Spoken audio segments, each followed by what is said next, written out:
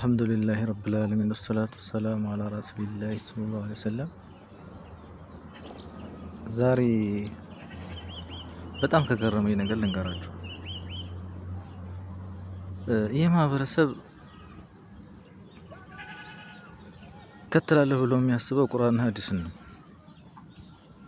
ተግባሩ ግን ሌላ ነው። አላህ ሱብሓነሁ ወተዓላ እንዲህ ብሏል በቁርአኑ ሲባል ልቡ አይደነግጥም።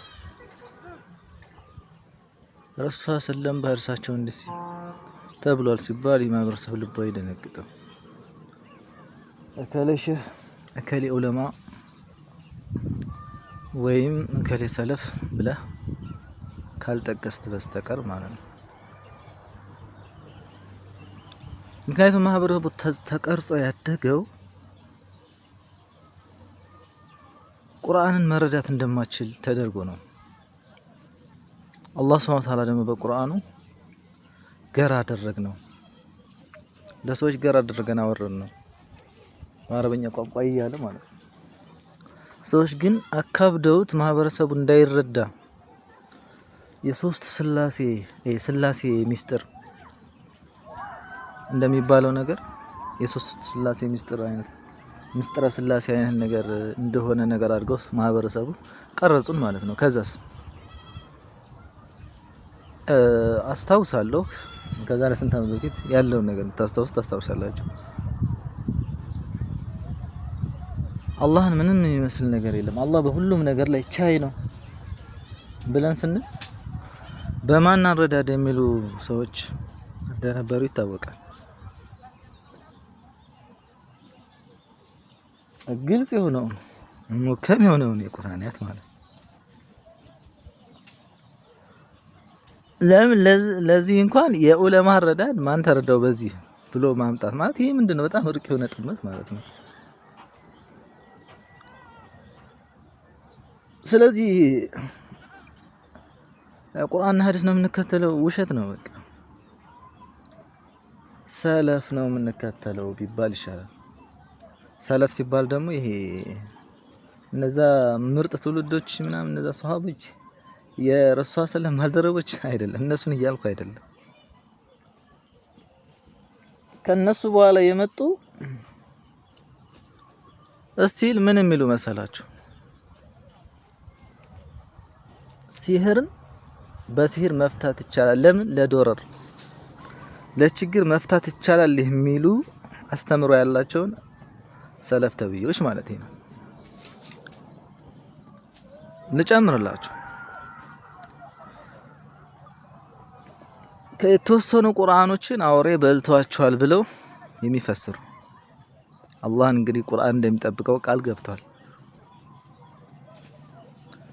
ከዛ ጋር ግን የተወሰኑ የቁርአን አያት ምን በልቶታል? አውሬ በልቶታል ብለው ይፈስሩልሃል። አባቴ እኒህ ናቸው እንግዲህ ማህበረሰቡ እየሞተላቸው ወይም ሰለፍ ብሎ ያዛቸው ማለት ነው። እንግዲህ ፈላ ነጃ መውጣት የሚባለው ቁርአንና ሐዲስ ከተከተልክ ነው። በየትኛውም ነገር ግን ሰለፍ ተከተሉ የሚል ነገር የለም። ቁርአንና ሐዲስ ነው ነጃ የሚያወጣ ፈላህ የሚያወጣ።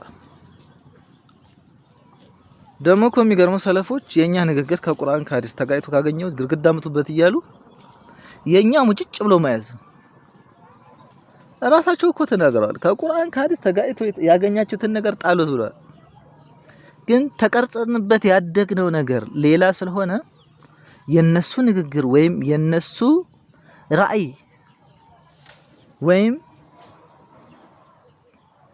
ማብራሪያ ካልተጨመረበት ቁርአኑ ቁርአን አይመስልም።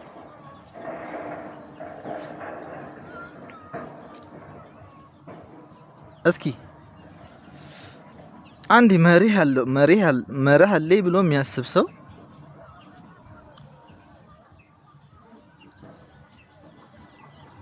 አደምን ከአላህ ጋር ማመሳሰል አይከብድም? እስከምን ድረስ ነበር መሰላችሁ ገለጻው? አላህም እጅ አለው፣ አደምም እጅ አለው። አላህ እጅ አለው በቁርአን ነግሮናል። ግን ለይሰ ከሚስሊሂ ሸይእ አላህ ምንንም አይመስልም፣ ማንንም አይመስልም። እንዲህ ነው ብለህ የምታስቀምጠው ነገር የለም። ልብ በል የአላህ እጅ ግን ዋዲህን ምንድነው? የአደም እጅ ግን ተነግሯል። የአደም እጅ ምን እንደው የማን እጅ እንደሚመስል ግልጽ ነው። የበኒ አደም እጅ ነው። ምናልባት በግዝፈት ምናምን በተለያየ ነገር ሊለይ ይችላል።